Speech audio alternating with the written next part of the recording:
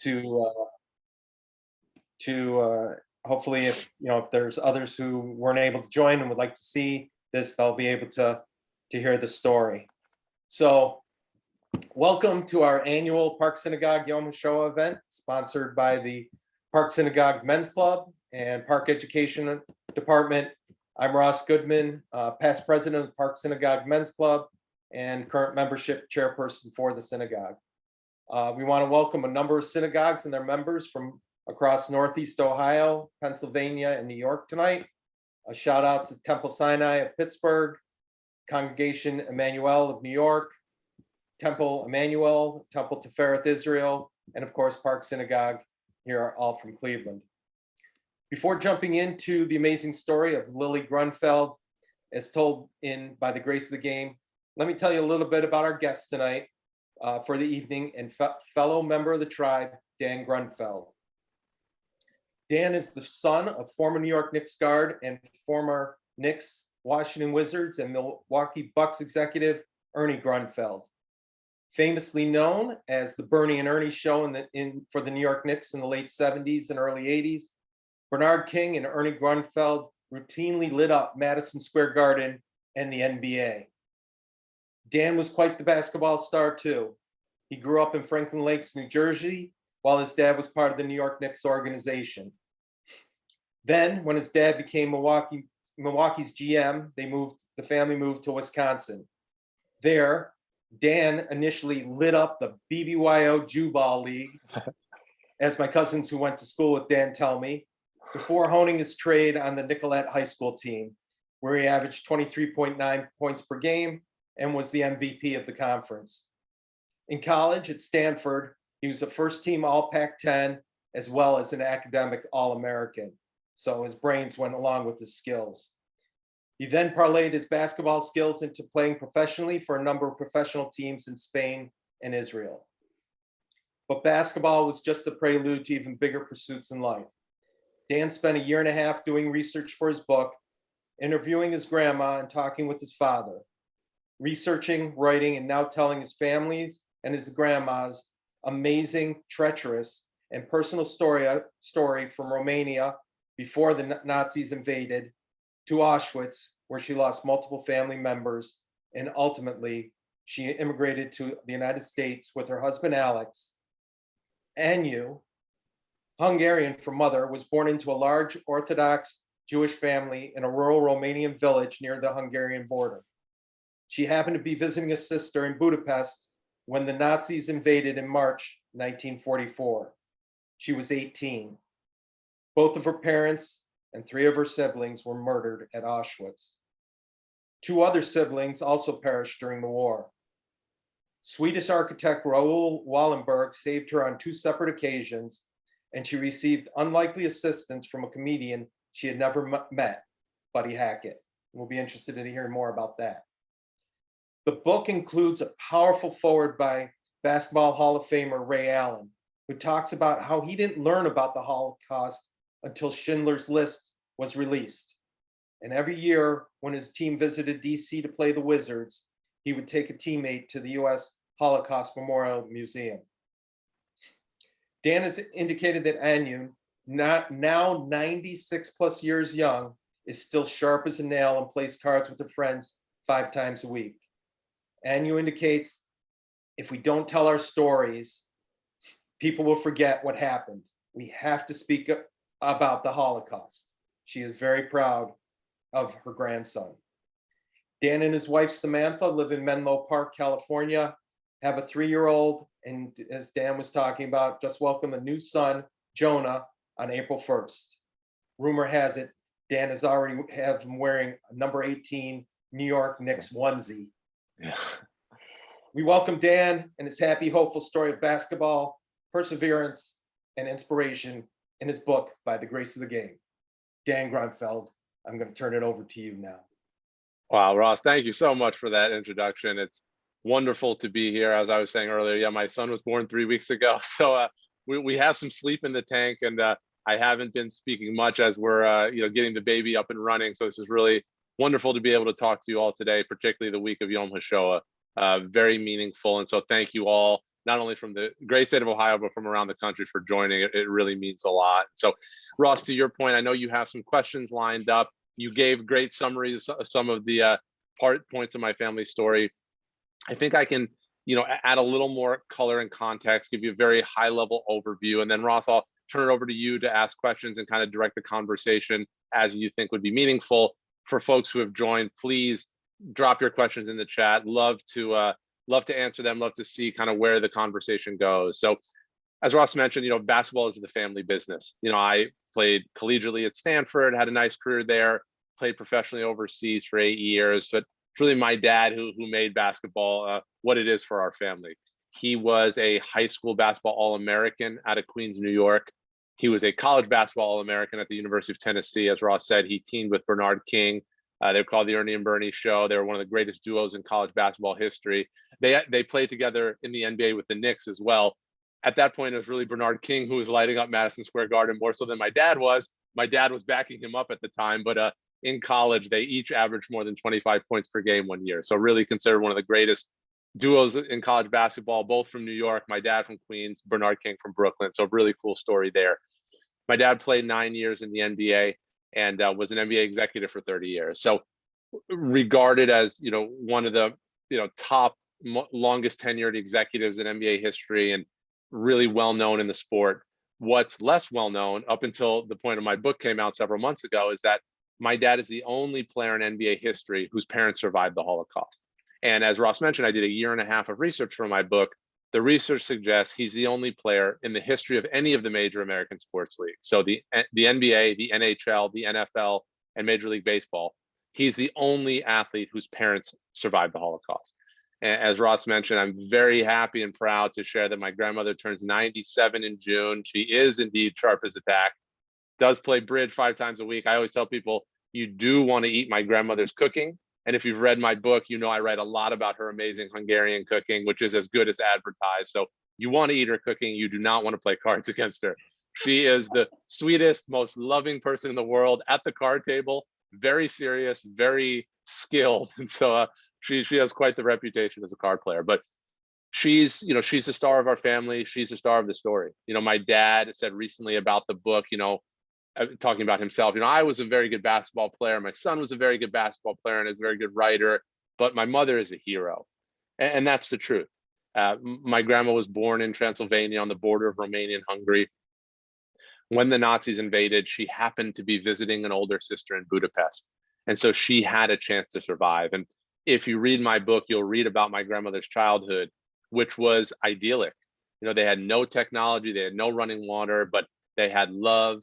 They had family values, they're Orthodox Jewish family, 10 children, 2 loving parents. And I took great lengths to research my grandmother's childhood and to write about it with great detail because we know the numbers of the Holocaust, right? And it's Yom Hashoah this week, right? So we'll talk about these numbers that you can't even wrap your mind around, 6 million Jews and millions more, but these weren't numbers.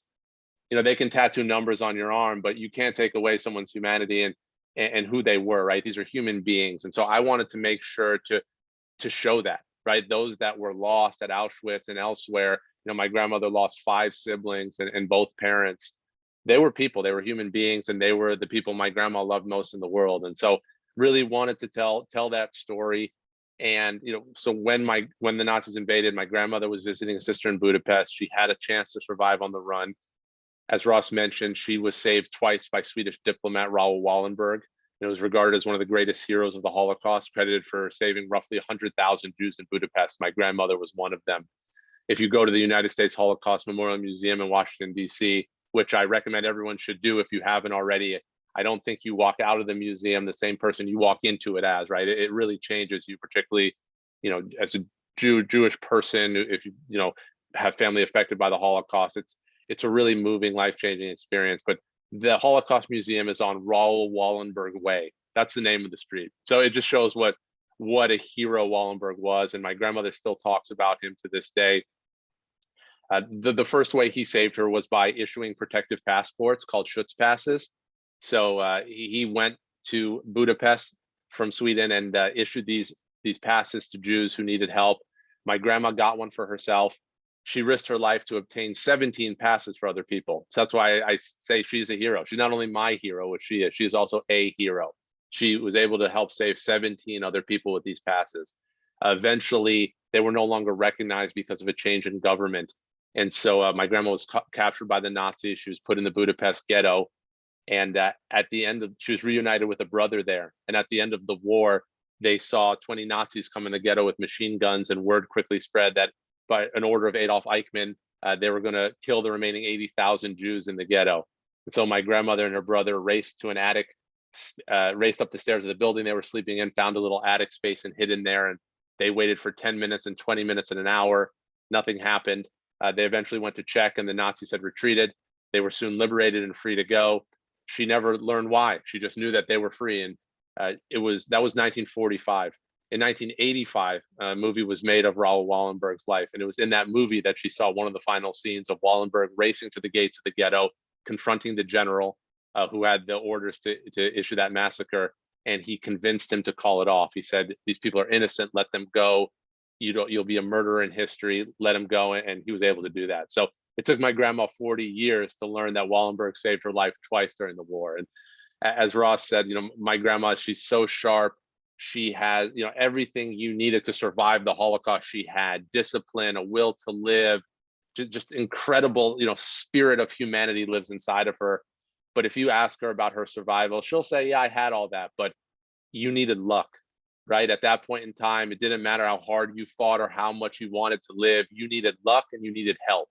And she had both those things. There are a dozen or more instances in my book where if things had gone a little differently, we wouldn't be here today, because I wouldn't be here, right? Because my grandmother wouldn't have made it. And similarly, there are a dozen plus people who helped her. Someone gave her a pair of pants when she was on the run in Budapest. Someone gave her a loaf of bread. Someone gave her a kiss on the cheek at one point, right? And as you read the book, you read through these little gestures. And listen, unfortunately, all the things we're talking about now are all too relevant when we turn on the news and we see similar things. We see people hiding in basements, lives at risk, lives being lost, families being separated. We see now too, right, that the good people of the world want to help, and so certainly that in times of darkness, there's always light. And that was true then as well. And so that's my grandmother's story of surviving. My grandfather was in a forced labor camp in Hungary. He didn't have it easy, but he had it easier than my grandma. He was a big 6'3" strapping guy. They put him to work. But listen, he lost both his parents and his sisters. He lost everyone in the war. And my grandmother, as I mentioned, lost 5 siblings and both parents. And so, when they got back, they built a family quickly. And they took them more than 10 years to flee communism in Romania to come to the United States. They did that. And then, unfortunately, my family experienced more tragedy upon arrival, which I'm sure we'll talk about. But it was there, in New York City that my dad found basketball. So there's a lot more to the story. But Ross, I'll pause there. I'll let you kind of interject with questions and bring kind of the conversation in any direction that you'd like to. Yeah. So if you could talk a little bit about how ultimately your grandparents met, and was what got them, how did they get to the States, and when was your dad born, is your dad one of how many children, or one of one? Talk a little bit about you surviving and then meeting and then making it to the United States. Sure. So talked about the survival piece of it. It's really interesting how they met and when they met, because people have, since I've been talking about the book, people ask how did they make it through? And after learning that they lost so much family, because my grandma still talks about it, they would go to the train station every day. They didn't know what happened, and they would just wait and hope and pray that someone would step off that train. That, and my grandmother, she lost 3 siblings in Auschwitz. One came home. So one family member came home, right? But they didn't know. And so they had to learn that they had lost, their loved ones. And so people have asked, how do they rebuild? And I think after the Holocaust, the way Jews tried to rebuild was to start a family, right? That's how do you fill a hole that big, right? You try to build something of your own. And so my grandparents did that. They got married very quickly. They built a family very quickly. But here's how they met. The day my grandmother got home, One of her older brothers was also home. He had survived a labor camp in Hungary. And my grandma, all she had was the thin cotton dress she'd been wearing in Budapest, the raggedy blue overcoat, and a pair of beat up shoes. My great uncle said, "We need to get you some new clothes." I was in a labor camp with someone who lives nearby. We became friends. He opened up a store because they were liberated months prior. Said, "Let's take you to get some new clothes." So it was the day my grandmother got back from surviving the Holocaust that she walked through the doors of my grandfather's store. They met that day. They started a family very quickly. My uncle was born about a year later. My dad was born 8 years after that. So, and they lived under communism in Romania. So nothing can really compare to the Holocaust, but communism was brutal. It was a very hard life. My grandmother still talks about it. There was no freedom. They had friends who were jailed, tortured, killed for speaking one word against the government, for having any money. And you mentioned my grandparents getting assistance from Buddy Hackett. Sometimes truth is stranger than fiction. My grandparents were able to accumulate money on the black market under communism, because I write in the book it was illegal, but it wasn't shameful. That was the only way. And when it took them 10 years to be able to flee communism, to flee Romania. It was the state of Israel that paid money for each Jew that Romania would allow to leave. And so my family was bound for Israel. They were told they couldn't take anything of value with them out of the country, but my grandparents had saved up this money illegally. They said, "Wow, it took us a decade. They hid it in their apartment." They said, "We need to get this money out." And I won't spoil it, but they're great stories in the book. And they got every cent of their money out miraculously for both, all the Romanian money and the American dollars. And for the American dollars, it was Buddy Hackett, one of the biggest comedians in the United States, who improbably helped them smuggle their money out. It's a very wild story, but it also speaks to what I mentioned earlier about in times of darkness, there is light. People are there to help, right? Buddy Hackett was a big celebrity. He didn't need to help my grandparents, who were Holocaust survivors fighting to build a life for themselves, but he did that. My family spent 6 months in Rome after leaving Romania, and at the last minute, they were able to come to the United States. And so they arrived in 1964 in New York City. They were living the American dream just by being here, because they had a chance to have, to live freely, to get an education. These are things they had never had before, to work for a living, right? And so they started to build a life. My grandfather got a job painting houses in Connecticut. My grandmother got a job at a t-shirt factory in New York City.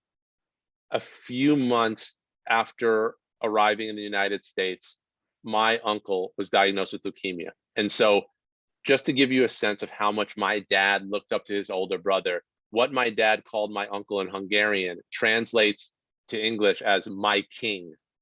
Imagine that, right? And I have two sons now. I have a 3-week-old and a 3-year-old, right? So, and I already see, how my oldest, is loving to my younger, what my king, yeah, right? Like, and so that's how much my dad just loved and worshiped his older brother. So my uncle was diagnosed with leukemia a few months after arriving in the United States, and he passed away within a year. So 18-year-old young man. And so for all the tragedy, for all the loss in the Holocaust, this is probably the biggest loss for my family, for my grandparents to have survived, to have fled communism, to have a chance at a new life, but then to lose their son, and for my dad to lose his brother.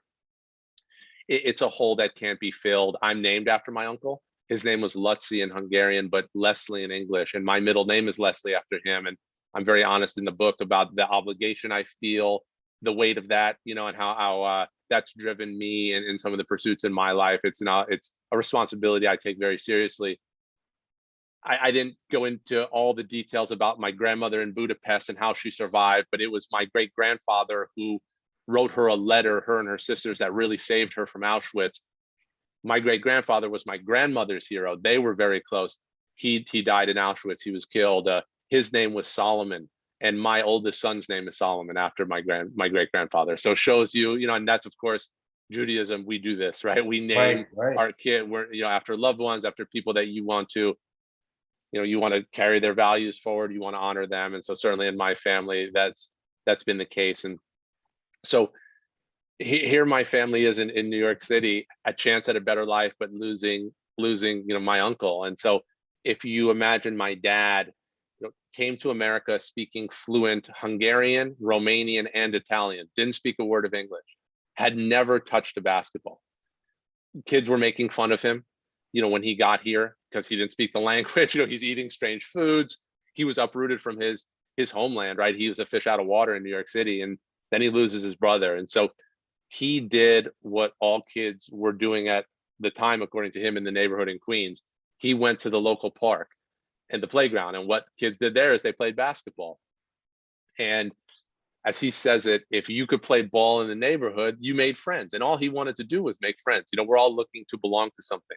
Right. And given that loss, he really needed it. And I don't think he would have flown so far, so fast, was he not moving away from such painful things, the Holocaust and my uncle's passing. But he found basketball, and sometimes things click. I'll show you my book, and you can see the title of it, right? By the Grace of the Game. Basketball for my family is a miracle. It shined its light on my dad when he needed it. And, he was soon the best player in the park, then the best player in the city, then one of the best players in the country. And we can go a little bit more into detail, Ross, about some of his exploits as a basketball player, but it was really a miracle how basketball came into our lives at the right time. So when your grandmother especially, how long was she went to visit her sister, and I am taking a step back, but Sure. how long was she fleeing? And was she, obviously she was in danger, was she in hiding the entire time? And how long was she in hiding, or what did she do to survive? Yeah, so she was in Budapest for quite some time, but it wasn't until the Nazis invaded that things got really dangerous. And so it was over the course of several months. It was toward the end of the war. Okay. The Nazis didn't invade Hungary until the end of the war, and so it was the 1943-44 time frame. So yeah, she spent months on the run. How did she survive? It was the help from Wallenberg, as I mentioned. The pass, the letter that I kind of talked about a little bit from my grandfather. That story goes, as the day that the Nazis invaded, my grandfather sent a letter to my grandma, and because she was there with two sisters, so to his daughters, my great grandfather sent a letter, said, "Come home immediately." And they packed their bags. And the next day, when they were just about to go to the train station, they got another letter from him that said, "If you can, stay where you are." That's the last communication she ever had with him. But she says that saved us from Auschwitz, because she thinks he panicked at first, but then he realized that his daughters would have a better chance of surviving in a big city rather than a small village where everyone knew them, right? And so Right.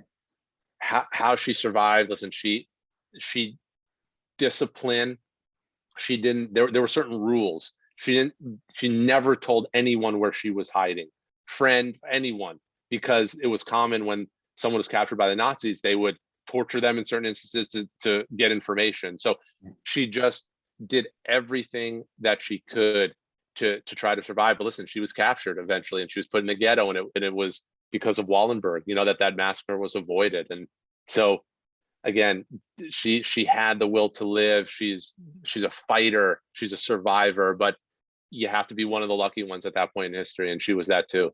About how long was she in the ghetto? About a month or several weeks. We talk about it, she didn't have a calendar, certainly. She was, so and for the book, I said, "Honey, how long exactly were you there?" And she pegs it as 3 weeks to a month, which of course seems like an eternity when you don't have food, when you don't have clothes. You don't it's know the what's going winter. to occur. You don't know. I mean, luckily she was reunited with a brother, so there's strength in numbers, and so she was there with a brother. And I write this in the book. Listen, these are unthinkable times. And again, if you turn on the news, we see unthinkable images on our TVs today. And it's a sobering reminder of what humans are capable, how we can and have treated each other. But my grandmother's job was as a nurse in the ghetto. She had no experience, no training. Her job was to try to help people who were sick and dying, so she did the best that she could. My great uncle's job was to take the dead bodies and stack them in a building in a crisscross pattern, so there was room for others, right? These are the type of things that people had to go through. And my grandma's always said, just because a story is difficult doesn't mean you shouldn't tell it. And so for me in particular, again, Yom Hashoah is this week, right? Right. We have to talk about what happened. We have to remember it because it's on us to make sure it never happens again, right? This is our history, and so I certainly detailed these things in the book. Again, I mentioned this kind of dichotomy of darkness and light. There's certainly darkness in my family story, but there's much more light, right? And not only the help that my family received at that time, but then also the joy, the triumph, the happiness that came after building a family, finding basketball, what that led to, right? So my book is an inspirational, hopeful, positive one, but there are some hard things in it. Has your grandmother gone back at all? They went back to Romania at a certain point in time, but they didn't leave under good terms, right? They fled as refugees, right? They were enemies of the state. And so but they did go back, and it wasn't the same, right? The roots weren't there anymore. And so it wasn't really a happy reconnecting. As I write in the book, I've been back because I had a chance to play for the Romanian national basketball team. And because of I was a professional basketballer in Europe, and having Romanian citizenship helped with that. And so it's funny how kind of stories intersect. And Right. so I haven't been to my dad's hometown, nor have I been to my grandmother's hometown, which was a small village, but I've been back to Romania. My dad hasn't been back to Romania. He's been to when he was playing in the NBA. And of course, we're skipping ahead there. It's kind of interesting to hear how he got from this, at-risk immigrant youth who found basketball at the park to then this big basketball star. But he went back to when he was playing in the NBA, he went to Budapest and he did a basketball clinic for kids there in Hungarian, which was pretty cool. That must have been a real exciting moment and time for him. It was, right, to give back. And if maybe some of you are NBA fans, you might have heard my dad doing interviews.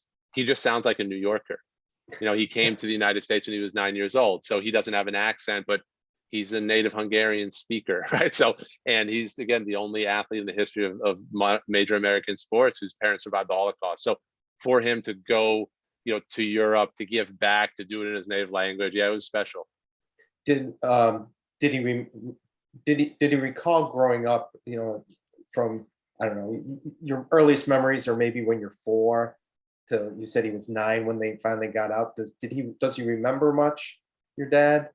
Oh yeah, he does. And again, you read the book, like you'll see the level of detail. And that was important to me too, because, and the book tells my story as well. And I grew up so differently. I grew up with great privilege and great opportunity. And of course there's tension there. All parents and grandparents want that for their children. And I'm of course grateful for that. But at the same time, I'm carrying a different history that I was always fighting for. So I'm very honest in the book about some of the things that I went through about that. But I wanted to show how my dad did grow up. And it's interesting because when I was doing the research, I said to my dad, what was it like to grow up poor, so poor? Because listen, I knew that he never had toys. Like that was like a known thing when like my dad just didn't grow up with toys. That wasn't a thing that he ever had. My grandmother had to buy meat on the black market if they wanted to have any meat. Like they had an outhouse. There wasn't running water. They grew up much differently. When I was born, my dad was an NBA player for the Knicks, and then he was the general manager of the team, right? I grew up in an affluent suburb. I had privilege and all these things. My dad didn't benefit from any of those things. But so I said to him, what was it like to grow up so poor? And he didn't hesitate. He said, I didn't grow up poor because I had what everyone else had. There was nothing, I didn't know anything different. He said, I had a loving family. I had friends, and it's interesting, that perspective. Yeah. Right. That he didn't think he grew up poor. But yeah, he remembers a lot. Again, the level of detail in the book about his childhood, it's there. And a lot of that is from him because he does have such vivid memories. And, my book is very deep. There's a lot of depth. Life is complicated, right? Yeah. There are moments of great joy and beauty and happiness, and there are moments of great pain and sadness and sorrow. My family story reflects that. My book reflects that. Like, you will probably cry, you will definitely laugh. It's because life is like that, right? We all cry and we laugh. Yeah. That's how life is. And so I tried to reflect. Families especially. Jewish families, and we eat good food, right? And so Right. that you'll see in the book as well. But tried to reflect those things. But I think my dad, his memories of growing up are so vivid because his brother was still around. and that was his life, and he lost his brother when they came to the United States. And so I think there's something cemented in his memory about that time in Romania, because that's when he and his brother were together. Okay. Was playing on the playgrounds, obviously you said that he made friends. Was there anti-Semitism that he experienced either on the playgrounds or when he was in college or in the NBA? Like what are there stories, a story or two you can share about that? Yeah. So hopefully many of you will read the book. You'll read an incredible story about a bully who beat my dad up pretty bad when he was kind of new in America, learning the game of basketball. My dad was able to get his revenge on that bully on the playground years later when he's one of the best players in New York City. So I thought you were going there. That wasn't about anti-Semitism. That was just about kind of playing ball on the playgrounds in New York City. You know, my dad definitely experienced anti-Semitism in his life, certainly in Romania.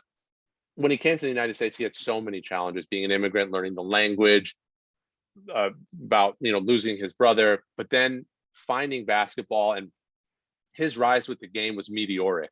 He wasn't a good basketball player. He wasn't even a great basketball player. He was larger than life, in New York City. So he was moving in so fast in a different direction that kind of the rocket ship had taken off, right? So his kind of formative years in New York City, he didn't really experience much anti-Semitism, or at least he didn't internalize it, because he was off to the races with basketball. But I'm very honest in my book about the anti-Semitism that I experienced growing up.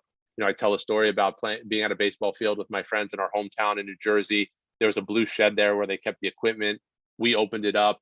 There was a white swastika on the door, and I knew that symbol, right? My grandparents were Holocaust survivors. I froze. I knew what that meant.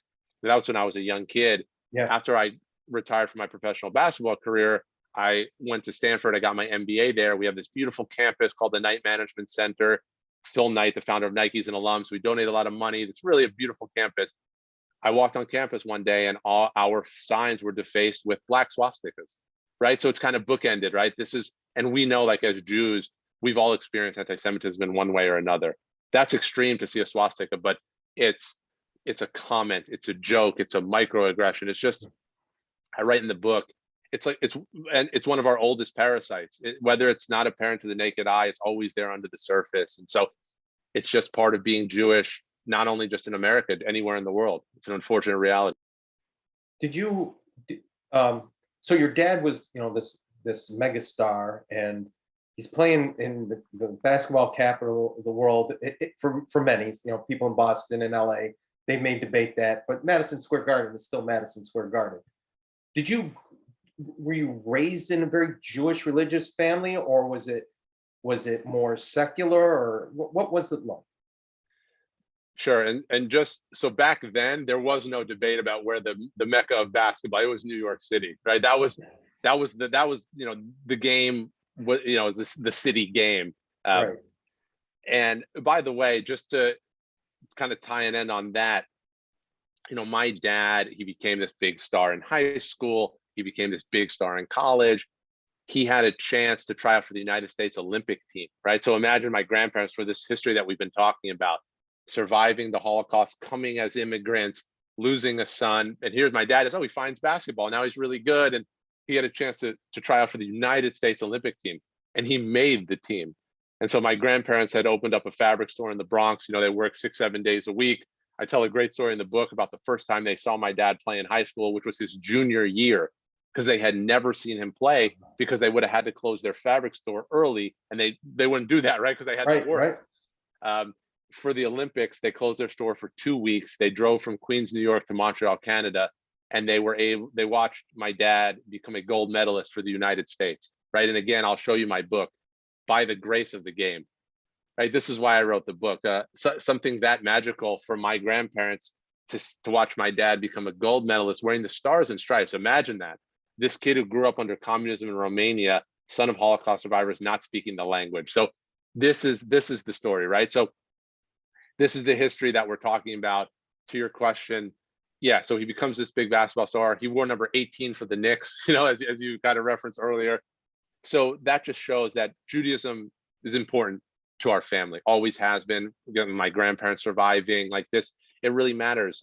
I won't say that we're like the most religious family, but we always went to the temple on the high holidays. We, of course, Passover, Yom Kippur, Hanukkah was great as a kid with the food. And, from the book, food is very important to me. It's a vessel of love. Not only do we enjoy eating it, and certainly ate, traditional Jewish foods in addition to the Hungarian foods my grandmother always cooked. So, yeah, I think we were observant in the ways that worked for us. I think Yeah. observance in Judaism is different, but certainly being Jewish is a central part of who we are.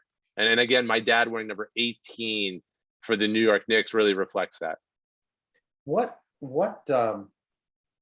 was there a seminal moment where you're like, I'm going to write a book?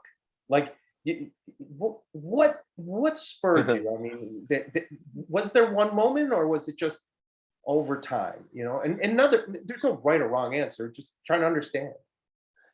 All there is the truth. That's what I try to do with the book, is tell the truth, and I'll do the same thing here today. So I've always loved to write. My mom said when I was a kid, like, Dan is going to be a writer. After basketball practice, I would write poems and stories, and that's just always something I love to do. So when I was playing professional basketball, I had contributing writing positions to several websites. As I got older, as I learned the story more, I started to talk about it with my wife, because I just love to write and I love to tell stories. And this one, it's in my heart. You don't write a book like this certainly not to make money or to become famous or anything like, because those things don't happen. You have to care about whatever you're writing about so much that you'll spend thousands of hours working on it. And that's what this was to me. And so we talk about it, and I just felt it, and then when I retired from my career and I went to business school, I had some space to explore other projects, other interests. And there was a moment when I remember looking at my wife and saying, now's the time, like, I'm going to do it. But I knew that this isn't like a half in, half out thing. And I remember saying to her, I need to approach this like I approached my basketball career, which was, basketball didn't fit around my life. My life kind of fit around basketball. I'm not saying that's the healthiest thing, and you'll see that in the book, right? I kind of overshot the mark there a little bit. But for this, I mean, I had to be all in. And so did the research, as we talked about, year and a half, woke up at 6:02 a.m. every day for 8 months just to write that first draft. And I mean, every day. And when I got done with it, my wife Sam told me how proud of me she was, which I appreciated, but I told her, which was the truth, all I really did was I had the discipline to get up every single morning. And that was from basketball. Right. And again, like, by the grace of the game means a lot of things, like what basketball has taught, what it's done, that's part of it. I learned that through basketball. So I had the discipline, the motivation to do it. And so you'll get it from reading the book. Like, it's so deep, it's so meaningful, it's so personal that it's really the honor of my life to tell the story. And again, the week of Yom Hashoah, to be able to like congregate as Jews, all of us, to talk about a story like this means the world. So couldn't be happier that it's done and that it lives and that my sons will read it one day. How did you connect with Ray Allen? How did that intersection or intertwining occur? Yeah, well, you said Ray's forward is amazing. It's so moving. Ray was recently named one of the top 75 players in NBA history, right? It's incredible. He's one of the top 75 players to ever play the game of basketball. I am lucky to have a relationship with Ray because my dad was the general manager of the Milwaukee Bucks when Ray was their star shooting guard. And I was an up and coming high school player, played shooting guard. Ray was always good to me, give me a pair of his shoes, give me some advice. What I didn't know at the time was that Ray, one of his biggest passions was educating people about the Holocaust. He had seen Schindler's List, as you mentioned. He was moved. He said, this is not just a Jewish tragedy, it's a human tragedy. Right. And so every time he played in DC, he'd bring people to the Holocaust Museum, as you mentioned. But I had no idea about that. At the same time, he had no idea that my dad's parents had survived the Holocaust. Really? It's not something my dad talks about. And I talk a lot in the book about privilege. I'm privileged in a lot of ways. One of them is I have a generation of separation from all that tragedy. My dad doesn't have that luxury, right? He was born out of the ashes of the Holocaust. He doesn't talk about it much. So Ray had been to our house. They'd spent so much time together. He had no idea. So once I had written the book, I had known of what a great ally advocate Ray had been. We connected and I just told him the story. And I asked him if he would, lend his support, and he didn't hesitate. And I mean this, like, Ray I had a jersey of Ray Allen hanging in my bedroom when I was in high school. So just like to set the scene a little bit, how much Not your dad, you had Ray Allen. Listen, yeah, I was an up and coming player. Ray Allen, I had his jersey, number 34, Milwaukee Bucks. As much as I looked up to him then, I look up to him more now. That's the truth, because the man he is, the person he is, what he's done with his great responsibility of having so much notoriety, he's used that platform to educate. I've talked to NBA teammates of his who went to the Holocaust Museum with him for the Boston Celtics and said, it changed my life, and so he's done that. He's taken groups of kids to Auschwitz. He's been to Auschwitz. That's Ray. And so the forward he wrote, it's incredible. The fact that he put his support behind our family story means so much. And he's just an absolutely amazing person. That's awesome to hear. So you use the word education quite a bit, and this event, this program is about education. Ray's educating. I don't think this is a hypothetical, but I want to ask you, given the situation right now, what would you say, or what would you do if one of these states banned your book because it was considered too divisive? Wow. That's a great question. No one's ever asked me that, and I appreciate that. And of course, with what happened with Mouse, very recently in Tennessee. That's exactly it. I had never considered someone banning my family story, although you never say never to anything. But listen, we know that a Tennessee school board banned the book Mouse, which is a graphic novel depicting the author's parents' Holocaust survival. Of course, there are difficult details in it because you can't sanitize the Holocaust. Right. And then, the school board banned that book because of some of the images and so forth. I was horrified at that. I was upset. And so I'll just apply those feelings to what I would feel to my book, although of course it would be heightened because it's my story. But we need stories like this now more than ever. And I'm honored even to be in the same conversation as a book like Mouse. And it's not the first time it's happened, but it's so rewarding to me because what's so important about Mouse is it's accessible to a younger audience. It's kind of cartoon. It tells the story of the Holocaust in a different way. And it's been so vital in getting younger people to engage with this history. My book is similar-ish in that the wrapper is basketball. There's this really incredible story of sports and triumph, and there's a lot of funny and fun and cool stories. But the book has a lot of details of the Holocaust as well. There is a history in this book that young readers will have to learn, right? And and I've been so honored by people who have said, I had a rabbi who I've become friends with through this process. He said, I got your book for my 81-year-old father and for my 12-year-old nephew. That to me is so meaningful because it kind of spans the generations. But for that 12-year-old to read this book and to like it because there's a lot of cool basketball stuff, but then to also say, oh, wow, this is a history that we all need to know. That's what it's all about. And so if there were a decision made that this was no longer allowed, I mean, I would, let's put it this way, I wouldn't be silent about it. I was going to say I would go down fighting, but I wouldn't go down. I wouldn't go down. This is too important this book is too important to me, but this history is too important to the world. And again, like we see it today on the news, what can happen. There's never going to be a time when we don't need to tell stories like this, right? We always need to know what's at stake when people aren't treated fairly, when lives and liberties are put at risk or taken. And so, listen, I would fight and I would win because you can't keep stories like this from being told. Well, hopefully it never comes to that. But I'm glad that you are prepared. Now I am. You put it in my head. I hadn't thought about it, but hey, you never say never.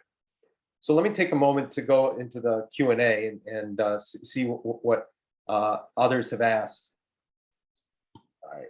All right. I'll just read from the top. Do you know why Ray Allen did not know about the Holocaust initially? Yeah, I'm not sure that he didn't know anything about it. It may not have been taught in schools. And that's another thing. It's not mandatory education in the majority of states in the United. Like there's a lot that we need to do to educate about the Holocaust, right? And so I don't know if that he didn't learn it at all or that he didn't learn it enough, but he didn't have the type of kind of exposure to it that made a huge impact on him until he saw Schindler's List. And that really internalize it, it sounds like. That's right. And so, and I'm not exactly sure if he never was exposed to anything about it. Ray is a very intelligent, well-read, well-educated guy. He kind of moved around a bit. I know his parents were in the military, so I just don't know kind of what access to the history he had. But once he saw that movie, it hit him, and he, God bless him, he acted. I mean, few people had acted in the way he had, and President Obama appointed him to the board of the Holocaust Museum in 2016. That's how much he cares, and so yeah, it's truly amazing. Next, who does your father consider to be his basketball mentor? It's a great question, and it's an easy answer. I'm pausing now because I'm actually like, that person has kind of come back to me for a moment because I knew him well. It was Red Holtzman, who was the head coach of the New York Knicks. If you go to Madison Square Garden and you look in the rafters, the number 613 is retired. That's the number of wins that Red Holtzman had as the coach of the Knicks. When my dad came to America as an immigrant, lost his older brother, he would take the subway from Queens. My grandfather would take the subway from their fabric store in the Bronx. They would meet at Madison Square Garden. They would buy the cheapest tickets because that's what they could afford. They would sit in the rafters and they would watch the New York Knicks. Dave DeBusschere, Bill Bradley, Willis Reed, Walt Frazier, and Red Holtzman was the coach of those teams. That's where my dad, got to know basketball, got an appreciation. He fell in love with Dave DeBusschere, number 22. If you go to the University of Tennessee, look up in the rafters, the number 22 is retired there with the name Grunfeld on it. That's my dad's jersey. It will hang there forever, something I'm very proud of. He wore number 22 because of Dave DeBusschere, who was kind of an undersized, scrappy guy. He was a fighter. You read our story, you know why my dad appreciated that, why he played the game the right way, the same way. So my dad watched Red Holtzman coach those teams. Years later, of course, my dad becomes a player for the Knicks. Then he becomes broadcaster, assistant coach, general manager, president of the team. By the grace of the game, my dad is now the president of the New York Knicks and general manager, coming to this country not speaking English. And Red Holtzman is his mentor. And he was like and I write about Red in the book and some of the things he used to say to me. He could see how much I loved the game and how much it meant to me. And he said, Danny, I'm going to be your agent, but all it's going to cost you is 10%. Okay. And so he'd always say, and I write that in the book, anytime you see me, Danny, 10%, don't forget. I'd say, I won't, Red. But, and actually doing what I'll do, I happen to be at my parents' house in Potomac, Maryland. We had our baby here in Washington, D.C. I'm going to tilt my camera a little bit. You see Red Holtzman's picture? That's Yes, Red Holtzman yes. right here. This is on the wall of my dad's office, is a picture of Red. So it just so happens that you asked me a question and there's something right behind me to give you an answer and show you Red was like a grandfatherly figure to me, a fatherly figure to my dad, and just a terrific person. So how about you? Who's your basketball mentor? My dad. Besides your dad. Wow. It's funny. If you read my book, you'll see how profound my dad's influence on me was, right? Just Sure. to not only teaching me the game, but setting the example. And then this whole story, what he overcame, and what my family overcame. So it's almost impossible for me to consider having a mentor in the game of basketball that's not him. There are certainly other people who influenced me. I played for great coaches and I write about in the book all the people that I crossed paths with and I learned from. I learned so much from a lot of really great players and people in the game, but I can't even consider having a mentor in the game of basketball that's not my dad. Okay. Can you tell the story about the first time your grandparents saw your father play in high school? Tell maybe a little bit more what that experience was like, that junior year where Yeah. closed the store. It's an awesome story. They knew that my dad was playing basketball, that he enjoyed it, but for them, it was recreational. My grandfather he worked. My grandmother too. I mean, they had to build a life, right? And so they were very heads down working at their fabric store. They knew my dad played basketball, but they kind of didn't know what was happening. And their phone rang at the store one day. My grandmother answered, and it was my dad's high school basketball coach. And he said, Mrs. Grunfeld, you want to see your son play basketball. He's special. They had never considered it, and so the following week they closed their store. It was the winter. They went to Forest Hills High School. They didn't close the store early enough, right? My grandma still says that I'd have to tell your grandfather, let's go, leave something for tomorrow, leave something like and so they didn't close it quite early enough. Once they got to the gym, the game had started and the gym was closed. And so they went to the usher at the door, and he said, the gym's closed and it's full. We can't let you in. Their English wasn't very good. My grandfather said, we're parents of player, guests of coach. The usher said, nothing we can do. I'm sorry, you're too late. The game started, it's full. For whatever reason, my grandma said, our son's name is Ernie Grunfeld. His eyes lit up and he said, well, why didn't you say that? Opened the door. He brought them into the gym. It was the first time, so they were trying to get their bearings. Yeah. And my grandma still tells his story. At almost 97, she still tells his story.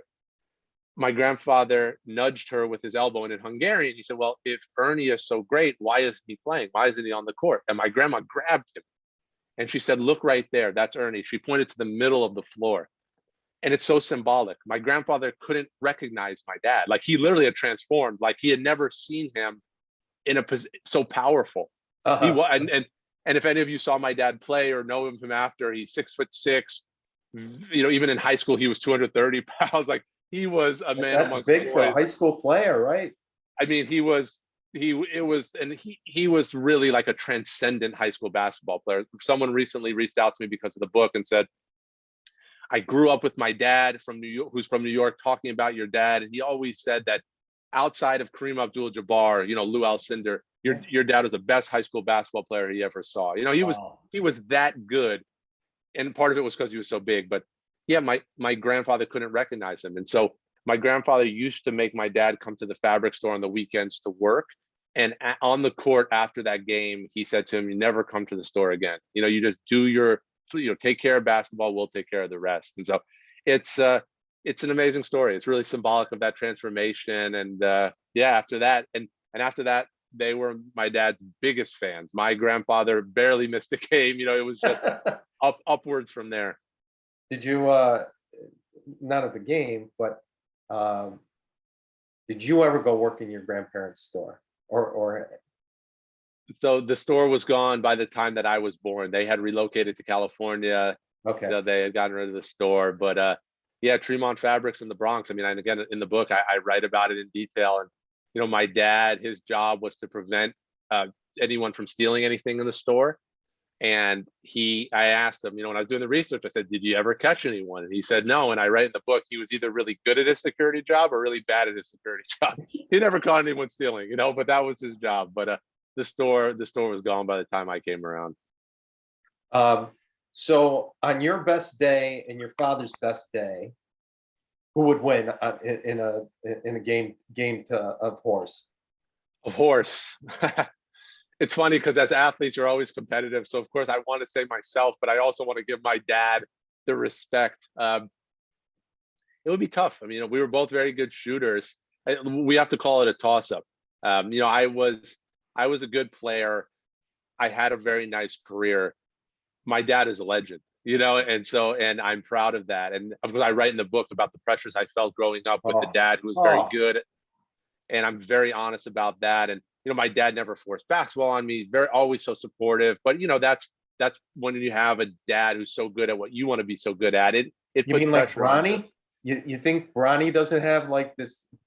That's right. LeBron James' son Bronny, right? To have that pressure, it's a lot. And some people deal with it better than. Look at Steph Curry. His dad was an NBA player. He dealt with it just fine. Right. It was always very hard for me. I'm very honest about it in the book.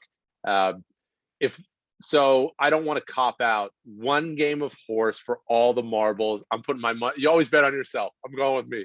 All right. Even though my dad was third in the NBA in three-point shooting in 1986. Okay, so I want to see I want to see the matchup. I want to invite when you guys do this game. Okay. There you go. All right, just a couple more questions, and we'll wrap it up. Have you done any outreach to Omari Stodomier, who's now an Orthodox Jew? interestingly, so Omari played for Hapoel Jerusalem in Israel, which is the team I played for. So we're the same class out of high school. And so, Oh, interesting. yeah, he was a top 10 player in the class. I was a top 100 player in the class. So we were both top players. He was a little bit more top than myself, but I remember, reading about him in high school and everything like that. We have very good mutual friends. I did reach out to one of our mutual friends when the book came out, try to get him a copy. It's a good reminder to try to reconnect. I know I've read about, what he's done, how devoted he is, and just him playing in Israel and us playing for the same teams. We have mutual connections, but I haven't had the opportunity to connect with him yet. But I will. I'm going to figure it out. Cool. Maybe a game of horse. Yeah, who's gonna? Yeah, exactly. All right. Last, have you had any contact or relationships with the small number of other professional Jewish NBA players? Yeah. So yes, that is a very small number. That is a very small number. And I write in the book about the roots of basketball and Judaism, how connected they are. And the first NBA game was played between the New York Knicks and the Toronto Huskies in 1946. All 5 members of the Knicks starting 5 were Jewish. Really? Right. So they're actually very deep roots with basketball and Judaism. There are less Jewish players now, but I do have connections to those, right? So Jordan Farmar, who is a well-known NBA player, is half Jewish. I actually took him on a visit to Stanford. He ended up going to UCLA.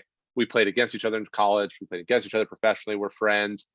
The Washington Wizards, Denny Avdija is from Herzliya, Israel, where I played.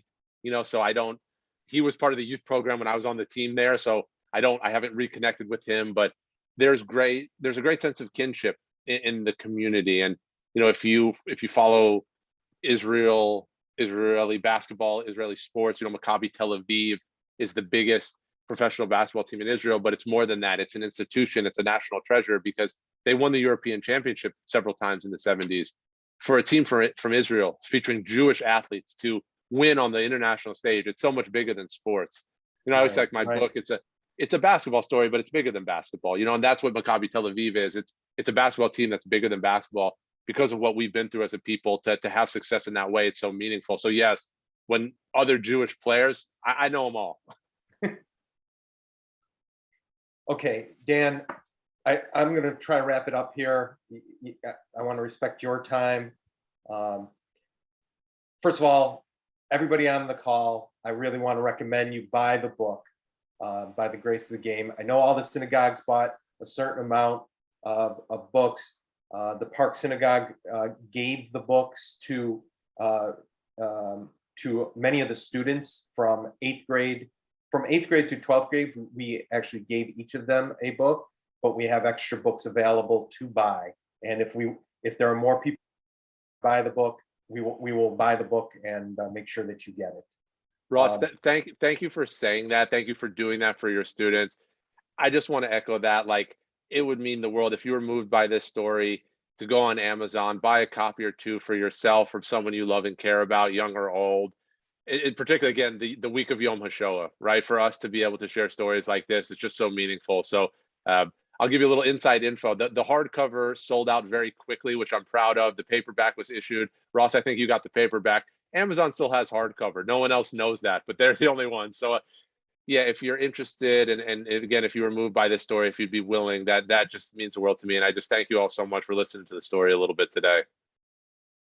And I think you've said it a number of times, but I want to reiterate it to everybody on the call, because we are all members of the tribe, and that is to light your Yom HaShoah candle. Mm-hmm. Most of the synagogues are handing them out and delivered them to their members.